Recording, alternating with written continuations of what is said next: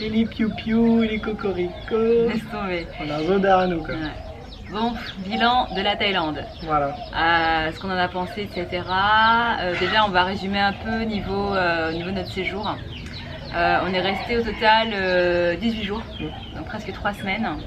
C'était prévu comme ça, on voulait rester un bon moment pour avoir le temps en fait de faire vraiment Bangkok dans les terres et faire les îles qui nous intéressaient. Bangkok, on est arrivé, on a fait quoi, 3 nuits je crois, quelque chose comme ça. On a eu le temps de visiter assez rapidement. Bah, en fait la ville est immense mais il n'y a pas grand chose à voir. Enfin, sauf si tu as envie de te taper tous les temples et là tu peux y passer 6 mois. Mais... Et vraiment tous les quartiers, mais au final... Un ami de l'âne qui vient nous voir.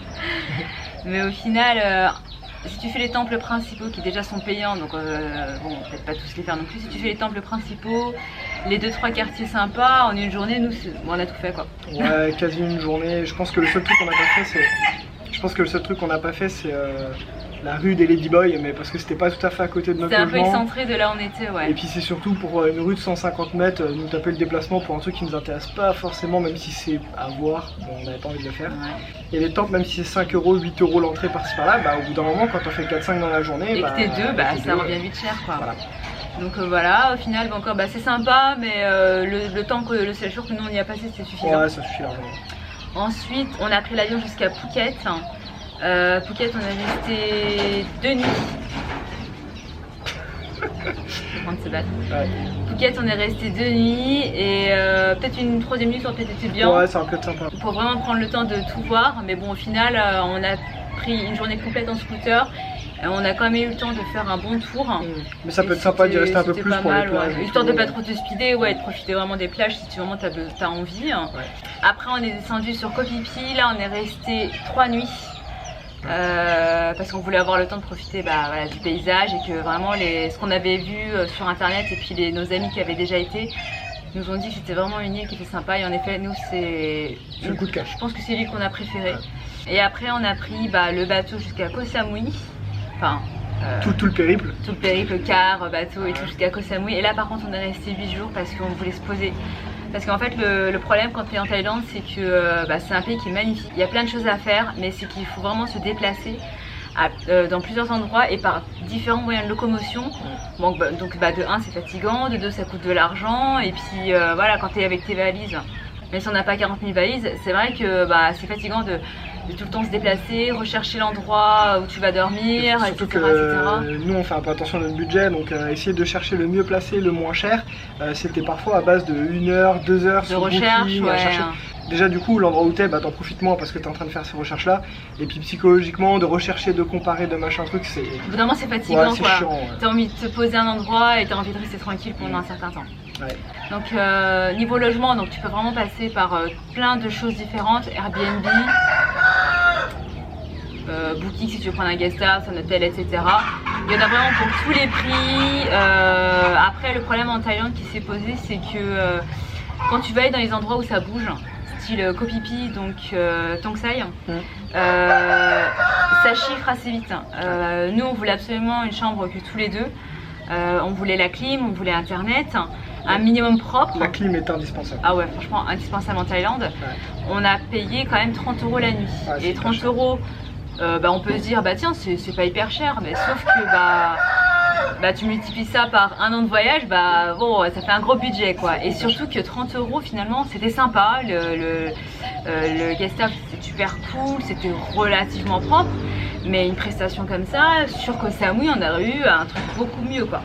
Ouais, clairement, Koh Samui, le logement nous a coûté 13 € la nuit, donc 3 fois moins cher, et c'était carrément mieux quoi. C'était mieux, ouais. Bon, c'est pas les mêmes endroits, il y a moins de choix à Koh Phi Phi, donc ils peuvent se permettre d'augmenter les prix, en plus on s'est pris un peu dernière minute. Il y a plein de choses comme ça, facteurs à prendre en compte qui fait qu'on a peut-être payé cher et que vous paierez moins cher. C'est pas compliqué quoi, souvent tu vas arriver sur le port où tu amènes le ferry ou à l'aéroport, tu as tout un choix de taxi, tuk-tuk, tous ces modes de transport qui vont t'emmener. Après faut pas hésiter à négocier les prix. Nous on avait le temps et on n'était pas forcément très regardant sur le type de transport. Je veux dire on prenait vraiment souvent les bus de ville ou les espèces de je sais pas comment, espèces de camionnettes un peu complètement ouvertes, un peu voilà à l'arrache, niveau confort, voilà. Mais voilà, je veux dire, ça coûtait carrément parfois 5 fois moins cher que de prendre un taxi ou un minivan, un truc comme ça, non. Niveau transport, il y a toujours moyen. Faut pas hésiter, chacun part de son côté, va chercher le moins cher, franchement c'est pas compliqué quoi. Même la Thaïlande, j'ai l'impression que ces dernières années, nous on vient de le découvrir, mais j'ai l'impression que ces dernières années c'est beaucoup réglementé et plein de choses ont des prix fixes en fait, type les taxis, les massages, d'autres trucs sûrement. Les restaurants un peu parfois. Ouais, les excursions. Tous les restaurants qui sont plus ou moins de la même qualité on va dire. Tout ce qui est boissons et plats seront plus ou moins au même prix. Si tu veux manger occidental, pareil, ce sera plus ou moins au même prix. Donc au final, t'as pas à chercher 40 ans pour chercher le meilleur prix parce qu'au final, tout est plus ou moins au même prix. Donc ça c'est bien. Et donc ils se sont pas mal réglementés et du coup, beaucoup d'informations sont facilement trouvables sur internet, comme tout ce qui est bus de ville, à Phuket et tout. En fait, c'était hyper simple à trouver comme info. Donc pas hésiter à aller sur internet quoi. Alors dans les points positifs de la Thaïlande, bon, il y avait la bouffe. Ah oui, bah oui. Fatalement. Nous on a essayé de goûter un peu tous les plats un peu principaux, typiques de là-bas. Donc le pad thai, le curry, tous les trucs comme ça. Que c'était pas hyper varié. Contrairement à là où on est au Vietnam, j'ai l'impression qu'il y a vraiment énormément de plats. En Thaïlande, j'ai l'impression qu'on a vite tourné un petit peu en rond quand même. Bah peut-être parce qu'on était dans les coins touristiques aussi. Peut-être. Et que c'était peut-être un peu trop adapté à l'occidental, je sais pas. Tu manges vraiment bien, pour pas trop cher, mais ça reste quand même cher je trouve. Si tu compares à la Corée ou au Vietnam par exemple. Tu peux vraiment manger pour pas cher, mais tu peux aussi vraiment manger pour très cher. Et en fait, c'est assez relou quand même de refaire tous les restos pour essayer de trouver le moins cher pour le plat que tu veux, blablabla. On a essayé de le faire, au bout d'un moment ça te saoule. Donc tu finis par te poser, peut-être des fois tu payes un peu plus cher, des fois tu es surpris, tu payes un peu moins cher. Mais du coup niveau bouffe, la Thaïlande par rapport à l'Asie, genre là le Vietnam c'est le choc quoi, on paye 10 fois moins cher.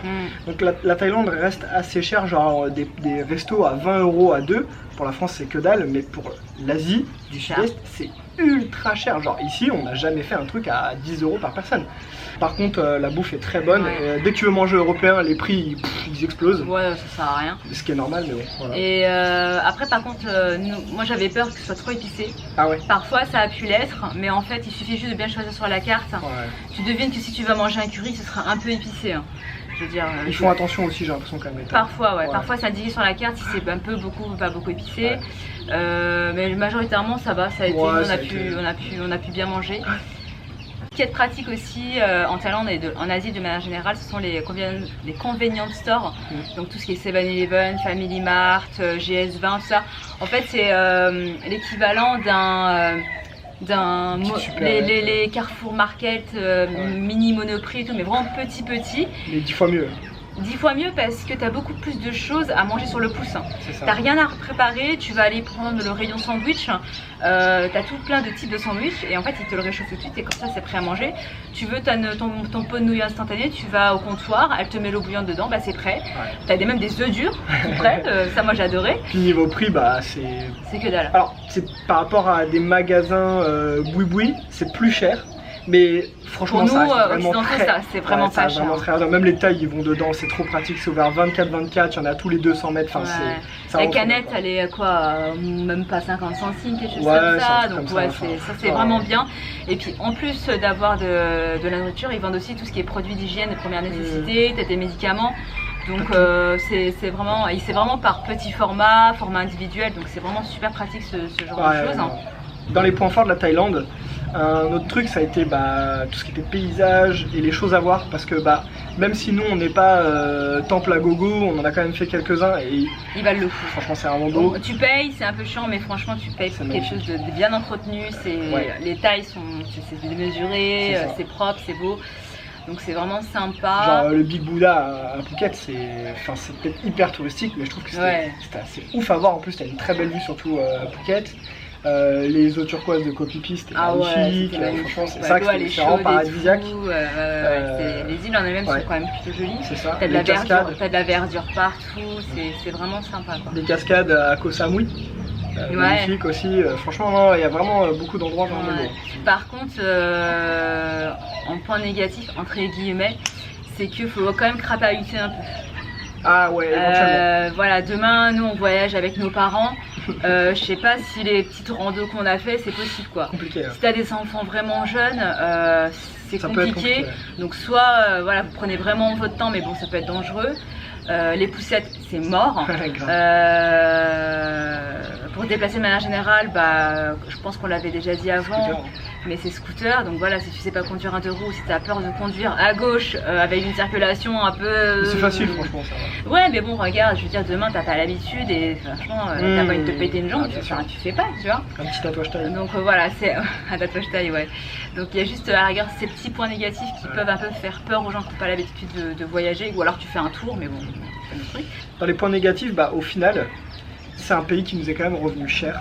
Même si on l'a déjà dit, ouais, mais en fait, en plus des prix des restaurants, etc., c'est qu'il y a plein de choses qui sont payantes. Ah ouais. Partout où on a été en scooter, pour garer ton scooter, ils nous taxaient 20 ou 30 bahts. Voilà, tu te dis c'est pas cher, 50 centimes. Ouais, mais c'est chiant, centimes. t'as l'impression de tout le temps sortir de l'argent, quoi. Bah déjà il y a cet aspect là, et puis au final, bah 80 centimes 5 fois dans la journée, bah t'as 5 euros. T'as 5 euros pour rien en plus, parce que t'as juste garé ton scoot, quoi. Alors que tu pourrais te garer au bord de la route, mais sauf que t'as pas le droit en fait.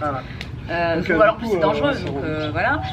Il y a plein de petites choses aussi qu'on a dû payer, la taxe pollution là, quand on est arrivé sur Koh Phi Phi. Ouais.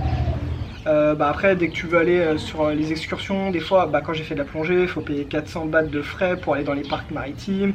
Pareil, mais ça c'est pas spécifique à la Thaïlande, je pense que c'est... Ah, je sais pas, hein. Je sais pas. En tout cas, il y a beaucoup ça, et puis en plus c'était des 300, 400 bahts, donc quand même un petit peu de somme, quoi. Donc ouais, tout est vite payant, et en plus, bah au final quand même... par exemple, des fois, on se retrouvait à payer 2-3 euros pour un truc. Tu te dis, oh ça va, 2-3 euros c'est que dalle, mais quand tu compares à la France, bah tu te dis, mais au final en France c'est le même prix. Donc pour l'Asie, encore une fois, c'est juste hyper cher. Oh putain, en plein soleil il fait vraiment chaud. Un autre point négatif moi que j'ai remarqué, c'est que ça rejoint en fait le fait qu'il faut beaucoup se déplacer pour voir les choses. C'est qu'il y a certains sites où on a voulu aller, certaines îles, etc. En fait, c'est tellement difficile d'accès que tu es obligé de passer par un tour opérateur. Un office de tourisme, quoi. Et c'est vrai qu'on a eu le commentaire parfois sous nos vidéos, oui, pourquoi vous n'avez pas fait par vous-même, pourquoi vous n'avez pas pris un bateau et tout. Mais le truc c'est que louer ce genre de choses juste pour toi, juste pour ton groupe, c'est ultra cher. Et puis il n'y a pas le guide qui fournit, hein. Juste le mec tu lui dis tu veux aller là, t'y vas, quoi. Puis même des fois c'est juste pas possible en fait, comme le parc Hampton. Il me semble que c'est impossible, t'es obligé de passer par un tour. T'es obligé de passer par un tour, et malheureusement c'est au risque que ça te coûte cher, déjà parce que eux ils vont bien te faire payer, et que tu payes, que tu sois déçu, quoi. Ce qui a été un peu le cas pour le Hampton, enfin, un peu mitigé, quoi. Donc voilà, c'est pour ça que parfois c'est... Enfin, on s'est beaucoup tâté à choisir certaines excursions parce que ils te vendent du rêve, tu vas sur internet, c'est joli et tout, et tu sais pas à quoi t'attendre. Donc voilà. Après, je veux dire, c'est un des trucs à faire, par exemple. Le parc Hampton, quand tu vas à Koh Samui, c'est un des trucs à faire. Donc voilà, choisis le meilleur prix et puis tu fais, quoi. Mais c'est vrai qu'il y a des endroits, on s'est dit, bah tiens, on aurait bien loué un kayak pour y aller, tu vois. Mais c'était pas possible, donc bon. C'est ce côté un peu tourisme de masse, c'est vrai que parfois c'est un peu chiant, quoi. En fait, les choses sont à faire, il faut être prêt à payer le prix et surtout ne pas avoir des attentes trop hautes. Voilà, ça c'est genre le plancton, typiquement, voilà quoi, le plancton phosphorescent. C'est pas le pays où faut le faire. Il était quoi. là, mais c'était pas comme tu vois dans les vidéos, comme on a dit. Bref. Autre chose qu'il faut savoir quand on voyage en Thaïlande, c'est le paiement par carte bleue. Déjà, très peu d'endroits prennent la carte bleue. Les seuls restaurants où on a pu payer par carte bleue, c'était vraiment les gros restaurants de touristes et tout. Et en plus, systématiquement, quand tu payes par carte bleue, ils te prennent 3% de frais. Alors c'est pas systématiquement, mais c'est très souvent. Quasiment tous, hein. Presque tous, mais on a quand même eu quelques-uns où il n'y a pas eu. Ou alors des fois, par exemple type 7-Eleven, ils demandent 300 bahts de dépenses. Ils demandent une somme minimum. Et 300 bahts de dépenses au 7-Eleven, c'est beaucoup. C'est quand même pas mal. Donc ça, c'était chiant parce que du coup, on a été obligé de tirer pas mal de fois au distributeur. Et le distributeur, ils te prennent combien? 6 euros de frais. 220 bahts. Peu importe le montant que tu tires, ils nous prenaient 6 euros. Donc nous, du coup, on tirait des grosses sommes. Mais c'est compliqué aussi de savoir combien de liquide tu as besoin parce que voilà, au niveau dépenses, on voulait pas se retrouver avec beaucoup d'argent liquide qui nous restait sur les bras et qui servent à rien, tu vois. Donc même si tu peux les échanger plus tard, tu perds en fait de l'argent au change, quoi. Du coup 6 euros à chaque fois, franchement ça fait vraiment mal. Tu retires 4-5 fois, t'imagines, ça fait plus de 30 euros. Alors peut-être qu'il y a des solutions pour retirer de l'argent sans frais, mais on a essayé de changer de banque à chaque fois, de tirer en gare, en aéroport ou alors en ville plutôt machin, et à chaque fois c'était la même chose. Tout le temps. Donc du coup ça c'est vraiment un gros point négatif, parce que c'est pas un pourcentage comme des fois aux États-Unis, quoi. 6 € direct dans la bouche. Moi j'ai trouvé ça vraiment abusé quoi, ça m'a vraiment saoulé, mais bon, il n'y a pas le choix quoi. Du coup, moi je repars de la Thaïlande. Content, mais c'est pas le pays que j'ai préféré. Mais je suis pas tombée amoureuse de ce pays. Ouais, voilà, je suis pas tombée amoureuse. Après, il nous reste tout le nord. Pas forcément. Il nous reste tout le nord, je pense qu'on se le fera peut-être un jour. Je sais pas, parce qu'au final, le nord, de ce qu'on a entendu dire des autres touristes qu'on a rencontrés, c'est plus typique, c'est plus traditionnel, donc c'est peut-être plus beau en termes d'architecture. Mais en fait, à faire, bah, c'est que des temples. Donc nous les temples, j'avoue que après ils sont peut-être plus beaux, hein, ok, mais c'est vrai qu'il y a un peu que ça à faire, apparemment. Mais ouais, je pense que ce qui fait qu'on repart peut-être un peu mitigé sur la Thaïlande, c'est cet aspect financier en fait qui est venu gâcher un peu tout le truc. Les touristes, on vous prend de la thune, les 6 € de frais par là, 3%. Moi je trouve que ça pèse un peu quand même, et ça t'empêche de te dire de profiter pleinement quoi. Donc c'est peut-être bizarre, mais ou peut-être parce qu'on compare à des pays qu'on connaît déjà, type le Vietnam où ça se passe pas du tout comme ça, et on vous en parlera plus tard. Mais du coup voilà, ça nous a un petit peu gâché notre expérience de la Thaïlande, même si entamé, on va dire entamé, ça a mis un petit point noir. Après sans ça, moi j'ai vraiment kiffé les îles, je pourrais retourner dans les îles. Parce que les îles, là par contre, moi je serais pas allée retourner, Donc voilà pour notre avis sur la Thaïlande, donc on est content d'avoir fait ces 3 semaines, ça nous a coûté approximativement, on va dire 1 200 €. Un truc comme ça, ouais, voilà. Entre les logements, les déplacements, la nourriture, les activités, sachant qu'activités, on s'est quand même fait plaisir, moi j'ai fait les massages, des trucs comme ça. À savoir tu peux en avoir pour moins cher. Ouais, on aurait pu en avoir pour moins cher. Déjà typiquement Bangkok à Phuket, au lieu de le faire en avion, tu le fais en train, tout de suite c'est carrément moins cher. Enfin, comme on a fait avec le Samui Bangkok, c'était 3 fois moins cher en train qu'en avion. Quay phim. Ở trong phòng khách đang ngủ hả? Mày ngủ hả? Dạ. Đi quoi? Mày im làm gì? Để lên mạng á. Dis quoi? Thấy không? Thấy nè. Cái ông nông dân.